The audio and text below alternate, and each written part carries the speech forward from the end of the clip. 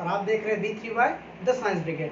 और आज हम लोग बोर्स एटॉमिक मॉडल की तरफ स्विच करने वाले हैं, बट उससे पहले हम थोड़ा सा रिकैप कर लेते हैं। सबसे पहले जो थ्योरी दी थी वो डाल्टन्स एटॉमिक थ्योरी थी, जिसमें बोला गया था एटम इंडिविजिबल होगा और उसके जो एक एलिमेंट होगा उसके जो एटम्स होंगे वो आइडेंटिकल होंगे। लेकिन थॉमसन के साथ जो गोल्डस्टीन है उन्होंने एक एक्सपेरिमेंट किया था और ये पाया था कि कैथोड रे ट्यूब एक्सपेरिमेंट ही वो जरिया है जिसके जरिए हमने एक सब एटॉमिक पार्टिकल जिसको हमने इलेक्ट्रॉन कहा उसको ढूंढ निकाला। हमने स्पेसिफिक चार्ज निकाला, हमने इलेक्ट्रॉन का मास निकाला, हमने इलेक्ट्रॉन का चार्ज निकाला, ठीक है। उसके बाद फिर बात यह है कि एटम न्यूट्रल कैसे होगा। तो न्यूट्रल एटम को बताने के लिए थॉमसन ने एक अपना मॉडल दिया जिसको हम थॉमसन एटॉमिक मॉडल कहते थे। फिर हमने थॉमसन एटॉमिक मॉडल में क्या देखा, हमने थॉमसन एटॉमिक मॉडल में ये देखा कि चार्ज जो होगा, नेगेटिव चार्ज तो वो शीट की तरह होगा और जो पॉजिटिव चार्ज होगा वो ईटेबल पार्ट की तरह स्मीयर्ड होगा, फैला हुआ होगा, ठीक। फिर चार्ज स्मीयरेंस को बेस बना करके रदरफोर्ड ने एक्सपेरिमेंट किया और देखा कि चार्ज स्मीयरेंस नहीं होता। इसका मतलब ये पॉजिटिव चार्ज किसी ना किसी एक जगह कंसंट्रेट होगा जिसको न्यूक्लियस ऑफ एटम कहा गया। और बाद में देखा गया कि जब कैथोड रे एनोड रेज जब निकली तो ये पाया गया कि इन एनोड रेज के पार्टिकल्स को हम प्रोटॉन्स के नाम से जानते हैं, अगर आप हाइड्रोजन को गैस मानेंगे तो रेसिड्यू गैस मानेंगे, ठीक। उसके बाद रदरफोर्ड के साथ भी कुछ ड्रॉबैक थे, जैसे कि इलेक्ट्रॉन एनर्जी रेट करेगा तो फिर वो न्यूक्लियस में गिर जाएगा, तो पॉसिबल नहीं है, ठीक है। उसके अलावा बोर के आने से पहले डिस्कवरी हो चुकी थी नेचर ऑफ लाइट की। नेचर ऑफ लाइट में आपको डुअल नेचर ऑफ लाइट आपने देखा था, जिसमें इंटरफेरेंस, डिफ्रैक्शन, पोलराइजेशन तीनों को सेटिस्फाई करती है लाइट। और मैक्सवेल ने एक इक्वेशन बनाई थी जो कि गारंटीड थी कि ये वेव इक्वेशन ही है। तो वेव इक्वेशन के जरिए लाइट को इलेक्ट्रोमैग्नेटिक वेव बोला गया था मैक्सवेल के द्वारा। फिर उसके बाद 1905 में एक्सपेरिमेंट किया गया, फ्रैंक और हर्ट्ज ने किया था, तो वहाँ से फोटो इलेक्ट्रिक इफेक्ट ढूंढा गया। फिर ब्लैक बॉडी रेडिएशन कर्व था, तो उसमें भी देखा गया कि प्लांक ने जो होता है वो अपना कर्व फिटिंग के दौरान एक प्लैंक कांस्टेंट उन्होंने दिया था और पाया था कि लाइट जो कि वो चांस में आएगी। इतनी सी बात हुई थी। इस डिस्कवरी की वजह से ही हम कहते हैं कि नील्स बोर अपनी थ्योरी देता है। तो नील्स बोर अपनी थ्योरी में क्या कहते हैं वो ये है।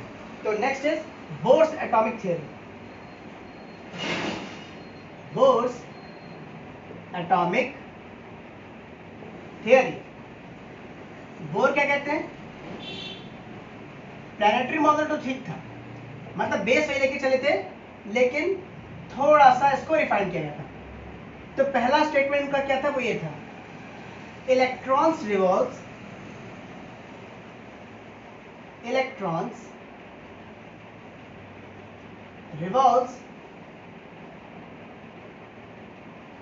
around the nucleus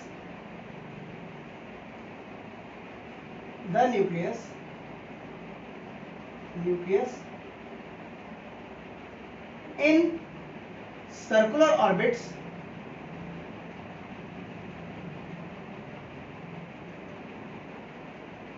which are concentric in nature। Concentric circles पढ़े हैं। कॉन्सेंट्रिक सर्कल्स वो सर्कल का सेट होता है जिसमें रेडियस अलग अलग होता है, सेंटर एक ही होता है, कॉन्सेंट्रिक इन नेचर, ठीक है। अभी हम पिक्चराइज करने की कोशिश करेंगे। ये पहला स्टेटमेंट था कि इलेक्ट्रॉन जो होंगे वो न्यूक्लियस के चारों तरफ चक्कर लगाएंगे जैसे पैरेंट लगाते हैं, लेकिन वो जो ऑर्बिट्स होंगे वो कॉन्सेंट्रिक होंगे, ठीक है। ये पहली बात थी। अब दूसरी बात देखिए, दूसरी बात क्या कहते हैं, दूसरी बात ये कहते हैं कि इलेक्ट्रॉन जो होगा जब भी वो रिवॉल्व करेगा तो कभी भी वो एनर्जी रेडिएट नहीं करेगा। रेडिएट नहीं करेगा इसका मतलब क्या है, ना तो वो एनर्जी एब्जॉर्ब करेगा ना ही एमिट करेगा। अच्छा, एमिशन और एब्जॉर्प्शन दो फिनोमेना है जिनकी वजह से स्पेक्ट्रम बनता है, जिसको एमिशन और एब्जॉर्प्शन स्पेक्ट्रम बोलते हैं। बट बिफोर दैट हम देखते हैं सेकंड केस। सेकंड केस क्या कहता है, सेकंड पॉइंट कहता है, while revolving around the nucleus, while revolving around the nucleus, the nucleus, electrons cannot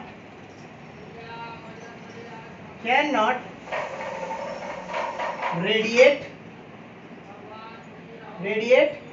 energy, यानी इलेक्ट्रॉन ना तो एनर्जी गेन करेगा ना ही लूज करेगा। यानी कि इलेक्ट्रॉन जो होगा वो न्यूक्लियस की तरफ नहीं आ सकता। तो जब इलेक्ट्रॉन रिवॉल्व कर रहा होगा न्यूक्लियस के चारों तरफ, तो इलेक्ट्रॉन ना तो एनर्जी एब्जॉर्ब करेगा, मतलब ना तो लेगा, ना ही वो क्या करेगा, एमिट करेगा, ना ही तो एनर्जी दे सकता है। यानी कि इलेक्ट्रॉन की एनर्जी कांस्टेंट रहेगी थ्रू आउट द ऑर्बिट। और यही कारण है कि इलेक्ट्रॉन जो होगा वो न्यूक्लियस के चारों मतलब तरफ चलता नहीं आएगा। इसका मतलब ये उसका पाथ जो होगा वो सर्कुलर ही रहेगा, स्पाइरल नहीं बन सकता।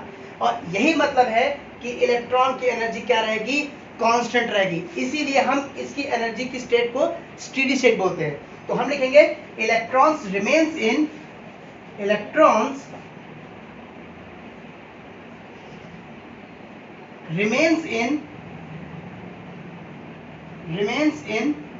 Steady state. स्टेडी स्टेट मतलब कांस्टेंट स्टेट, यानी कि उसकी एनर्जी क्या होगी, कांस्टेंट होगी। ठीक है। अच्छा, third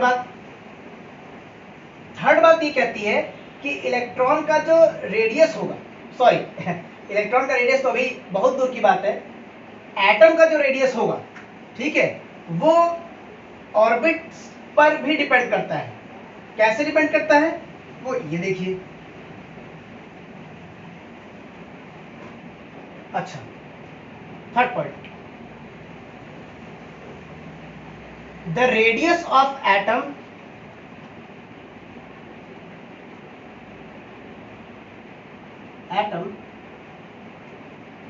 is proportional to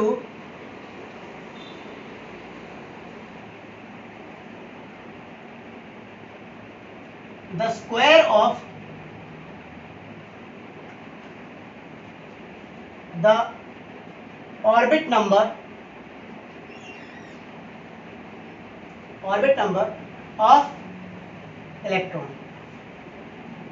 electron को ऐसे ले सकते हैं, ऑर्बिट नंबर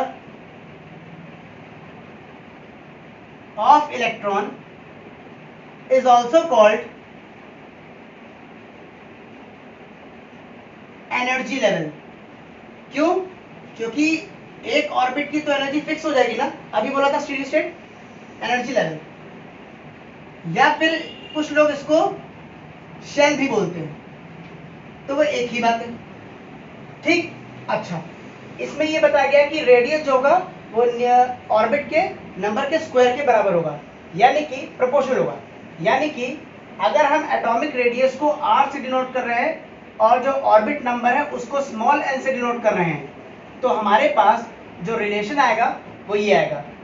तो रिलेशन है रेडियस ऑफ एटम जो होगा वो square of the orbit number के स्क्वायर के प्रोपोर्शनल होगा। और प्रोपोर्शनैलिटी, चलिए प्रोपोर्शनल होगा, ठीक है। और जब भी हम प्रोपोर्शनैलिटी हटाते हैं तो एक कांस्टेंट यूज कर सकते हैं, तो हम यहाँ पे ए नॉट यूज कर रहे हैं। Where A naught is called Bohr's radius. A naught को क्या कहते हैं, बोर्स रेडियस कहते हैं। अच्छा, सही बात है।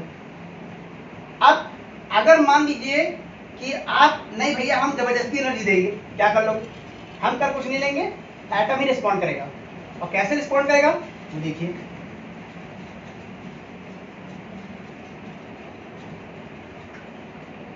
तो statement, fourth statement,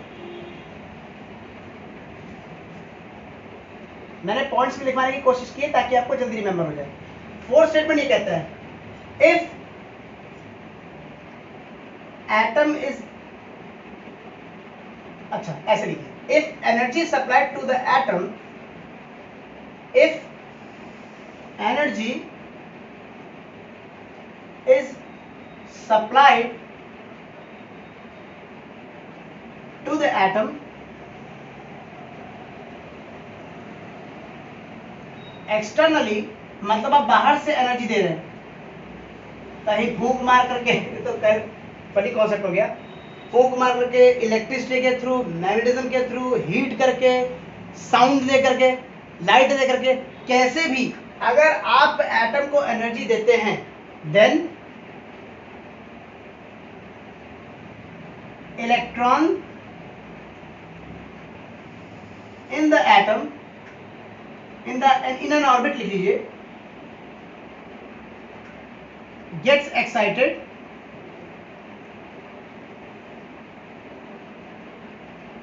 and jumps to, please remember ये जंप करेगा, ट्रेजेक्ट्री फिक्स नहीं है, jumps to higher energy level, higher energy level,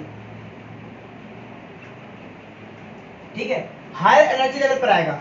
अभी पॉइंट खत्म नहीं हुआ है, उसकी अभी कहानी बाकी है। आगे की कहानी ये है कि अगर इलेक्ट्रॉन हायर एनर्जी पर लेवल पर आया तो जो हायर एनर्जी पर इलेक्ट्रॉन रखा हुआ है उसका क्या होगा, ठीक है, तो उसका होगा ये कि वो तो अपनी जगह रहेगा, लेकिन जो बंदा आया है उसको जाना पड़ेगा। और कैसे जा सकते हैं वो रीजन ये, after after 10 to the minus 8 seconds excited electron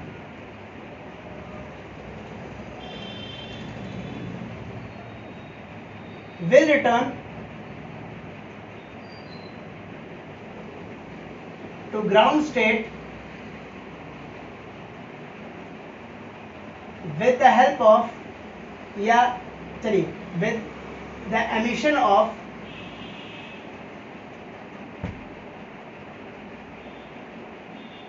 energy which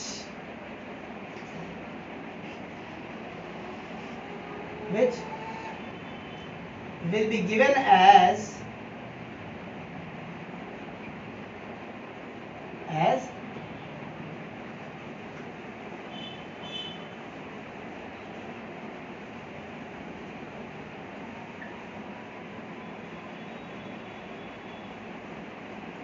which will be given as, अगर मान लेते हैं इलेक्ट्रॉन का ऑर्बिट में कुछ एनर्जी पहले इवन था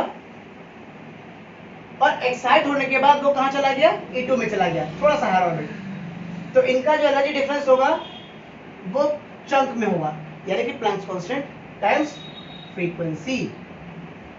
आखिरी स्टेटमेंट, इलेक्ट्रॉन होगा कहां, तो उसका आंसर ये है, electrons can revolve in that energy level only where angular momentum of them remains the integral multiple of some constant which is called reduced Planck constant or h upon 2 pi। h upon 2 pi dimension होगी किसकी, h upon 2 pi dimension होगी angular momentum की। So next point से fifth, ये number डाल लीजिएगा, electrons can revolve only in those orbits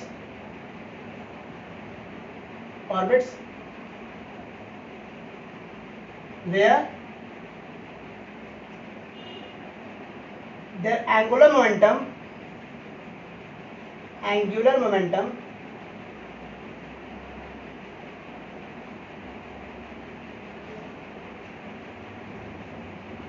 is integral multiple of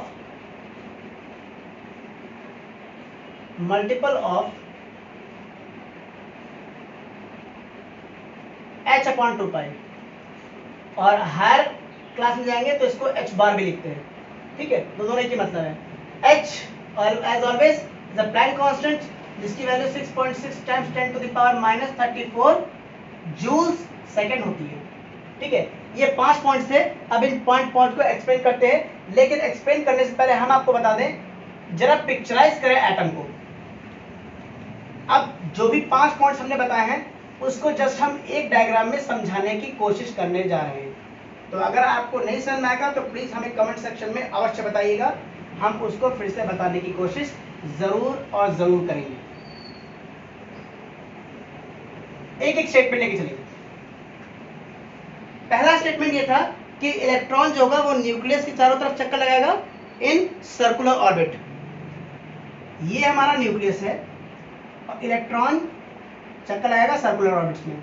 और ये बोला गया था कि सर्कुलर ऑर्बिट में जो इलेक्ट्रॉन चक्कर लगाएंगे वो सर्कुलर ऑर्बिट जो होंगे वो कंसेंट्रिक इन नेचर होंगे, यानी कि उनका सेंटर एक होगा और सेंटर एक है लगभग, और जो उनका रेडियस होगा वो अलग हो जाएगा, ठीक है। दूसरी बात क्या बोली गई थी, अच्छा अब इलेक्ट्रॉन कहाँ होंगे, इलेक्ट्रॉन्स केवल इनमें ही चक्कर लगा सकते हैं। मैंने कहा जस्ट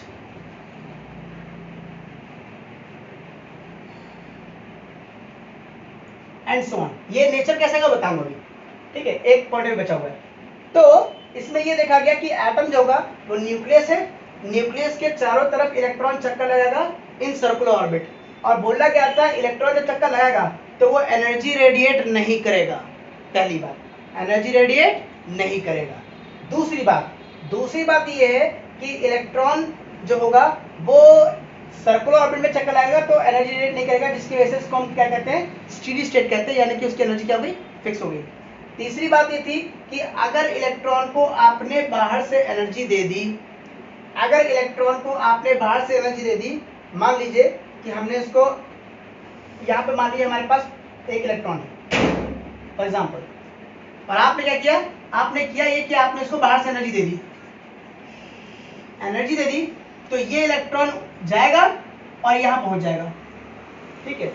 इसके बीच में इलेक्ट्रॉन कहाँ गया किसी को नहीं पता, जस्ट उसने क्या किया, ये जो पहले स्टेट थी, जो पहले उसकी एनर्जी थी, उसको बोलते हैं ग्राउंड स्टेट। क्या बोलते हैं, ग्राउंड स्टेट। और एक्साइट होने के बाद जहां आएगा उसको बोलते हैं क्या, एक्साइटेड स्टेट। अभी बताया इसकी एनर्जी ज्यादा होगी, इसकी एनर्जी ज्यादा होगी, तो आपका आंसर होना चाहिए कि जो पास न्यूक्लियस के पास जो ऑर्बिट होगा उसकी एनर्जी कम होगी, और जैसे जैसे आप न्यूक्लियस से दूर जाते जाएंगे वैसे वैसे एनर्जी बढ़ने लगेगी। फॉर एग्जाम्पल, अगर आप अपने पिताजी के साथ होते हैं तो एनर्जी आपकी कम होती है, जो पिताजी कहेंगे वो करना पड़ेगा। लेकिन अगर पिताजी दूर हट गए तो क्या होगा, होगा हमारा एनर्जी बढ़ गई तुरंत। यही यहाँ पे भी हो रहा है, अगर न्यूक्लियस के पास है तो एनर्जी क्या होगी, कम होगी, और जैसे जैसे आप दूर जाते जाएंगे वैसे वैसे एनर्जी बढ़ने लगेगी, ठीक है। प्लीज रिमेंबर, अब आपने एनर्जी दी तो इसकी एनर्जी बढ़ गई ना, अब एनर्जी बढ़ेगी तो ये स्टेट में तो रह नहीं सकता क्योंकि यहाँ पे तो एनर्जी फिक्स थी, इसलिए क्या एक्साइट होकर के यहाँ आ गया, और जब ये यहाँ आया, ये इसका एक्साइटेड स्टेट है इसलिए मैं इसको इंसर्कल कर रहा हूँ, ये सब ग्राउंड स्टेट था। तो एक्साइट होने के बाद ये 10 की power -8 second, remember that life time of excitation जो होता है वो 10 की पावर -8 सेकंड होता है, या आप इसको 10 नैनो सेकंड भी कह सकते हैं। तो 10 नैनो सेकंड के बाद क्या होगा, ये वापस अपनी ग्राउंड स्टेट में लौटेगा। जब अपनी ये ग्राउंड स्टेट में लौट रहा होगा तो इसको जो यहाँ तक आए तो एनर्जी ज्यादा होगी ना, वही जो ज्यादा एनर्जी है वो एनर्जी इसको लिबरेट करनी पड़ेगी, लाइट के फॉर्म में होगी। अभी हम देखेंगे ऑफ कोर्स, अगर इसकी इस एनर्जी लेवल की एनर्जी E2 है, इस एनर्जी लेवल की एनर्जी E1 है, तो E2 minus E1 of course ये एक्साइटेड स्टेट था, तो E2 माइनस E1 जो होगा वो प्लैंक्स कांस्टेंट टाइम फ्रीक्वेंसी होगा, ठीक है, wave frequency decide the colour of light, ठीक है। अच्छा, अब ये फ्रीक्वेंसी हो कितनी, एक बात और, हम लोग रेडिएशन की में जब बात करते हैं तो स्पेक्ट्रोस्कोपी में आपको बता दूं कि फ्रीक्वेंसी जो होती है वो बहुत ज़्यादा होती है। आपको बता दो जो विजिबल लाइट की जो फ्रीक्वेंसी है वो पेटा हर्ट्ज यानी कि 10 की पावर 15 हर्ट्ज के आसपास की है, ठीक है। तो उस हालत में एनर्जी को फ्रीक्वेंसी के टर्म में रिमेंबर कर पाना थोड़ा सा मुश्किल है, इसीलिए हम लोगों ने जो नया कॉन्सेप्ट लिया है उसको बोलते हैं wave number. But wave number से पहले बोर का एक और रूल था, वो मैं आपको बता दूँ। बोर का एक और रूल ये था कि अच्छा एक चीज़ रह गई, इलेक्ट्रॉन भाई यहाँ पे भी रह गया, यहाँ पे भी रह गया, यहाँ पे भी आ सकता है, इनके बीच में कहीं आ सकता है, तो आंसर नहीं। क्यों नहीं आ सकता, क्योंकि बीच में अगर कोई एक आप ऑर्बिट बनाते हैं, जस्ट मैं एक एग्जांपल ले रहा हूँ, ये ऑर्बिट है नहीं, बनाते हैं तो इसका जो एंगुलर मोमेंटम होगा वो इंटीग्रल मल्टीपल ऑफ h/2π के बराबर नहीं हुआ तो नहीं हो सकता। NH बार लिख दीजिए या फिर NH/2π लिख दीजिए, दोनों एक ही बात है, ठीक है। इंटीग्रल मल्टीपल ऑफ h/2π होना चाहिए, और इसका प्रूफ जो है वो आपको हमने कल बताया गया था, जिसमें हमने आपसे कहा था कि आप एक गैस लीजिए, उसको एक्साइट कीजिए, एक्साइट करने के बाद जब आप स्पेक्ट्रम देखेंगे तो आपको लाइन स्पेक्ट्रम मिलेगा। लाइन का मतलब हो गया डिस्क्रीट एनर्जी लेवल, यही वो डिस्क्रीटनेस है। क्वांटाइजेशन ऑफ एनर्जी लेवल आपको यहां दिखाई पड़ जाएगा तुरंत, ठीक है। और आपको बता दूं कि रोटेशनल मोशन, ये इलेक्ट्रॉन रोटेट कर रहा है, तो रोटेशनल मोशन में जो मास का रोल प्ले करता है वो प्ले करता है इनर्शिया, इसीलिए एंगुलर मोमेंटम को आई ओमेगा भी लिखते हैं, ठीक है।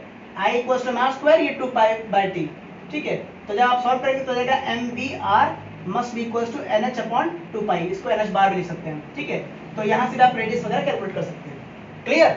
अच्छा, इलेक्ट्रॉन एक ऑर्बिट में कितने इलेक्ट्रॉन होंगे, इसके बारे में क्या बात है। तो इसके लिए बोर्ड ने एक रूल दिया। रूल ये था कि नंबर ऑफ इलेक्ट्रॉन होंगे वो ऑर्बिट पर भी डिपेंड करते हैं। फॉर एग्जाम्पल ये 6 पॉइंट है, the number of electrons, the maximum number of electrons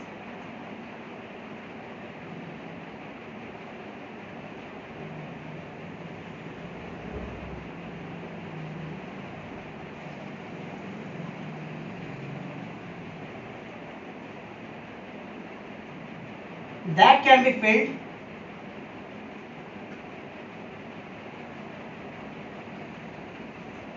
in an energy level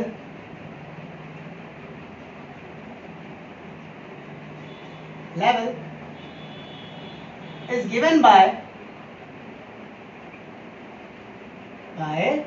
n, यानी number of electrons filled in energy level, ये 2n स्क्वायर के बराबर होता है। यहाँ पे स्मॉल n जो होता है वो ऑर्बिट के नंबर को डिनोट करता है। अभी हमने ऑर्बिट के नंबर को n से डिनोट किया था जब आपने देखा था r equals to a naught something n square था, ठीक है।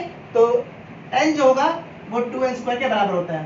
अब पहला ऑर्बिट होगा तो 2 इंटू 1 स्क्वायर कितना हो गया, पहले ऑर्बिट में 2 इलेक्ट्रॉन, अगर 2 हो जाएगा तो कितने इलेक्ट्रॉन 8, 3 इधर कितना हो जाएंगे 18 एंड सो ऑन, ठीक है। तो ये एक और ऑर्बिट आप देखिए कि इस फॉर्मूले के जरिए आप मैक्सिमम नंबर ऑफ इलेक्ट्रॉन जितने फील्ड हो सकते हैं निकाल सकते हैं। आपने नियम भी पढ़ा होगा 2, 8, 18, 18, 32 करते करते पीरियोडिक टेबल याद करने की आप कोशिश कर सकते हैं। ओके, सो ये हमारा बोर एटॉमिक मॉडल था।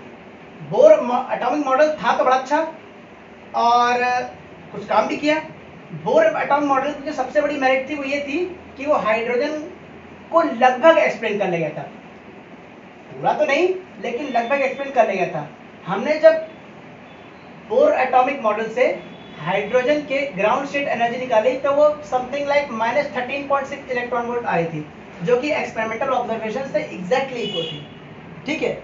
अच्छा, हम लोग बात कर रहे थे एनर्जी लेवल की।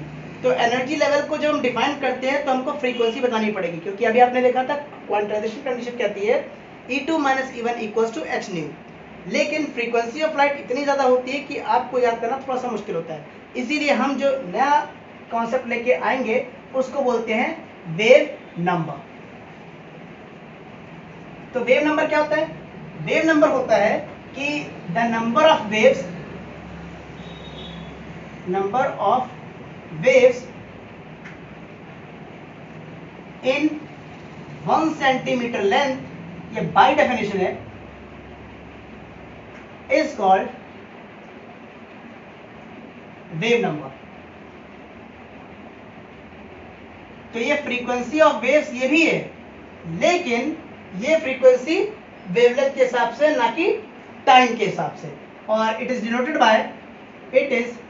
डिनोटेड बाय हमारे पास साइन की बड़ी दिक्कत है क्योंकि लैटिन वर्ड्स खर्च हो रहे हैं, तो हम इसको न्यू बार से डिनोट करते हैं, where nu bar that is wave number is the reciprocal of the wavelength. Please mark this, ठीक है। अब हमने भी देखा था कि अगर इलेक्ट्रॉन को एक्साइट करते हैं तो एक्साइट करने के बाद डी एक्साइटेशन जब होता है तब इलेक्ट्रॉन एनर्जी रेडिएट करता है जो उसने ली थी, वो एनर्जी लेगा तो E2 - E1 equals to h nu something आ रहा था। अब वहां से हम चाहें तो कलर ऑफ वेवलेंथ निकाल सकते हैं। तो कलर निकालने के लिए हमारे पास जो कॉन्सेप्ट है वो है लैम्डा का, तो हम लैम्डा वहां से कैलकुलेट कर सकते हैं।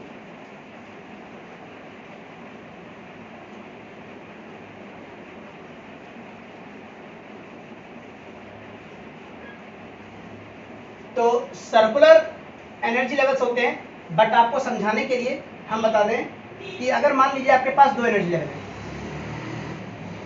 ठीक, एक का एनर्जी लेवल E1 है जो कि ग्राउंड स्टेट पे इलेक्ट्रॉन रखा हुआ था, और फिर एक एनर्जी लेवल E2 है जो कि कंप्लीटली वैकेंट था। इसका अस्तित्व तब तक नहीं होगा जब तक कि आप इसको एनर्जी ना दो।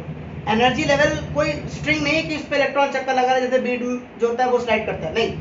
ये क्या है, ये इलेक्ट्रॉन है, ये इमेजिनरी एनर्जी लेवल है। जब आप एनर्जी देंगे तो इलेक्ट्रॉन हायर एनर्जी ऑर्बिट में जाएगा, तो हायर एनर्जी ऑर्बिट में जाएगा तो इलेक्ट्रॉन रेडिएट करेगा energy E2 - E1 must be equals to h nu. Well, आप वेलोसिटी ऑफ लाइट को हम सी से डिनोट करते हैं, C equals to nu lambda. तो न्यू की वैल्यू सी बाय लैम्डा आ सकती है, यानी जो एनर्जी होने वाली है, डेल्टा एनर्जी यानी कि एनर्जी चेंज होगा, वो एच सी बाय लैम्डा के बराबर होगा। तो अगर आप लैम्डा निकाल लेंगे तो आपको कलर पता चल जाएगा।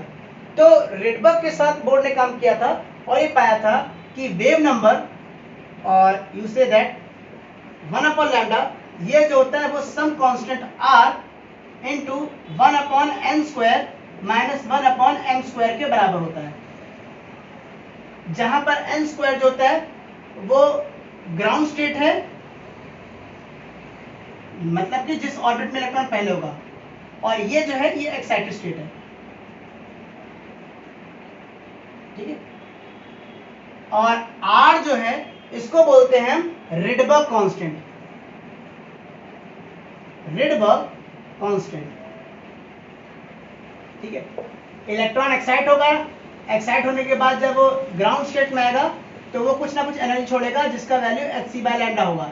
इस 1 बाय लैम्डा की जो वैल्यू है उसको आप इस रिलेशन से निकाल सकते हैं। ठीक है, जहां पर एन स्क्वायर होगा ये ग्राउंड स्टेट है और एम स्क्वायर होगा ये एक्साइटेड स्टेट है। करेक्ट। अच्छा, अभी हमें यहाँ पे आर की वैल्यू पता लग जाए, काम बन जाए, क्योंकि ये तो 1 2 3 4 कुछ भी हो सकता है, ये भी 1 2 3 4 कुछ भी हो सकता है। ठीक है, ये 2 3 4 हो सकता है, 1 नहीं हो सकता, क्योंकि फिर एनर्जी लिबरेट होगी। ठीक है, फिर कुछ और होगा, लेकिन वो अभी आपके कोर्स में नहीं है। तो हमने रिलेशन देखा था 1 अपॉन लैम्डा, एक बार वो रिलेशन फिर से लिख देंगे। रिलेशन था 1 upon lambda equals to R 1 upon N square minus 1 upon M square. ये ग्राउंड स्टेट था, ये एक्साइटेड स्टेट है, और आर क्या था, रिडबर्ग कांस्टेंट था। रिडबर्ग कांस्टेंट की जो वैल्यू होती है वो होती है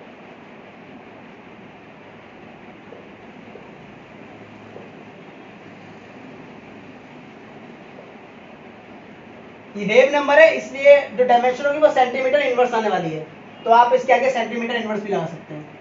ऑफ कोर्स ये ऑर्बिट्स है तो इनका ऑर्बिट नंबर जो होता है वो कांस्टेंट होता है। आपका रोल नंबर है कितना है, अगर 1 है तो क्या 1 लीटर बोलते हैं, नहीं, 1 यानी रोल नंबर की कोई यूनिट नहीं होती। तो वेव नंबर का ही डेफिनेशन है। ठीक है, तो जो लाइन स्पेक्ट्रा है हाइड्रोजन का, इसको ही एक्सप्लेन करने की कोशिश किए थे। ठीक है, तो इन्होंने ये देखा था कि वेव नंबर जो होता है, वेव नंबर के जरिए आप frequency of wave length of wave in 1 centimetre आप निकाल सकते हैं। उसके अलावा आप एनर्जी निकाल सकते हैं, एनर्जी निकाली तो वेवलेंथ आ जाएगी, वेवलेंथ आ जाएगी तो फिर आप कलर बता सकते हैं। तो एक बात सोचिए, इसके पावर देखिए, पावर ये है कि ये आपका न्यूक्लियस है, ठीक है, और यहाँ पे आपके ऑर्बिट्स हैं। ठीक है, अगर ये ऑर्बिट 1 है, ये ऑर्बिट 2 है, ये ऑर्बिट 3 है, तो अगर इलेक्ट्रॉन मान लीजिए यहाँ रखा हुआ था, अब अगर आपने इसको एनर्जी दी तो वो इलेक्ट्रॉन एक बार केस, दो केस है, दो केस है। पहला केस ये कि ग्राउंड स्टेट 1 था, ये ग्राउंड स्टेट है, और ये एक्साइटेड स्टेट है। ग्राउंड स्टेट पहले 1 था और एक्साइटेड स्टेट 2 हो गया। फिर दूसरा हमने एक्सपेरिमेंट किया तो ज्यादा एनर्जी दी, तो ग्राउंड स्टेट 1 था, एक्साइटेड स्टेट 3 हो गया। आपको बताना है कि एनर्जी कहां ज्यादा लिबरेट होगी। अगर ग्राउंड स्टेट और एक्साइटेड स्टेट के बीच एनर्जी डिफरेंस कम होता है, E2 माइनस E1, ये कम होगा मुकाबले इसके। ठीक है, तो ये जो स्टेट है, ये जो एनर्जी लेवल होगी, ये कम एनर्जी डिफरेंस है, इसलिए यहां से जो वेवलेंथ निकलेगी वो रेड कलर की निकलेगी। और जैसे जैसे एनर्जी डिफरेंस बढ़ता चला जाएगा वैसे वैसे, यानी कि इस रेंज में ये आपको देगा, यानी कि यहां से जब ऑर्बिट लगाएगा तो ये आपको वायलेट कर देगा। मैंने जैसे केस बताया है, ठीक है, इसके अंदर बहुत सारे कलर्स और भी मौजूद होंगे, मैंने केवल एक्सट्रीम्स की बात की है। ठीक है, तो वो आपको जो विबग्योर मिलता था वो मिलने की कोशिश करेगा, बट लाइन स्पेक्ट्रम, ना कि बैंड स्पेक्ट्रम। ठीक है, उसके अलावा बोर के कुछ ड्रॉबैक्स भी थे। ड्रॉबैक इसलिए थे, वो तो कल बताएंगे, लेकिन ड्रॉबैक क्या थे वो बता दे रहे हैं। पहला ड्रॉबैक ये था कि बोर जो थे वो केवल हाइड्रोजन स्पेक्ट्रम को ही एक्सप्लेन कर पाए थे। जैसे जैसे आप higher orbit, higher electron system में जाएंगे, यानी कि ये तो एक इलेक्ट्रॉन 1 इलेक्ट्रॉन सिस्टम था, जैसे n=2 या n=3 पर आप जब जाएंगे, कोशिश करेंगे, तो ये जो मॉडल है वो फेल हो जाता है। ये पहला ड्रॉबैक था। दूसरा ड्रॉबैक था आप एक चीज देखिए,